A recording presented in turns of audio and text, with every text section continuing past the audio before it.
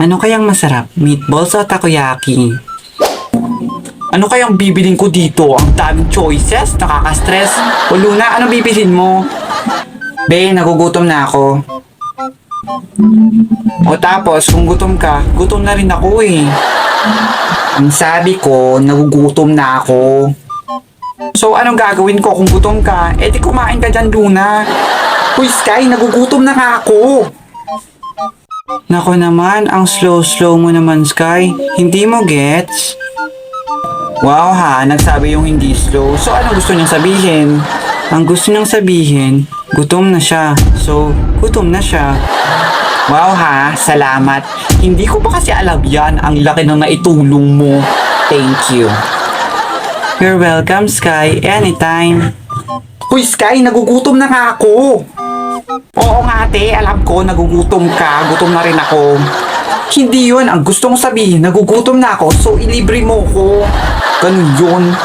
Wow, may pinatago ka. Parang bangko mo lang ako ha. Isa pa, sakto lang yung pera ko para sa akin. Hindi, mali. Para sa ating dalawa.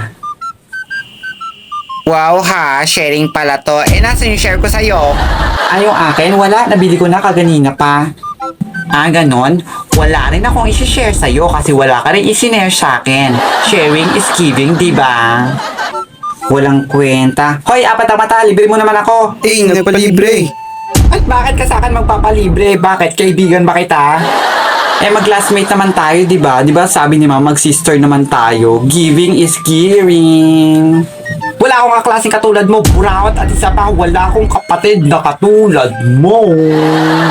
Ganon. Dapat lumipat ka na ibang room kasi hindi ka na namin sister. Anong kinalaman ng Ay, may nahulog. Ano ba yan? Anong kinalaman ng paglipat ko sa room ang pagiging buraot mo, no? Ano ka, presidente? Ano ba yan? Wala ba silang atay dito? O di kaya puso ng tao? Nakakapanghinayang naman. Nakakatakot naman siya kung mag-order. Anong akala niya dito? Morgue? I'm done na. Pinky, let's go. Te, hindi ka pa nga tapos aalis na tayo. At isa pa, hindi pa ako nakakasubo ng pagkain.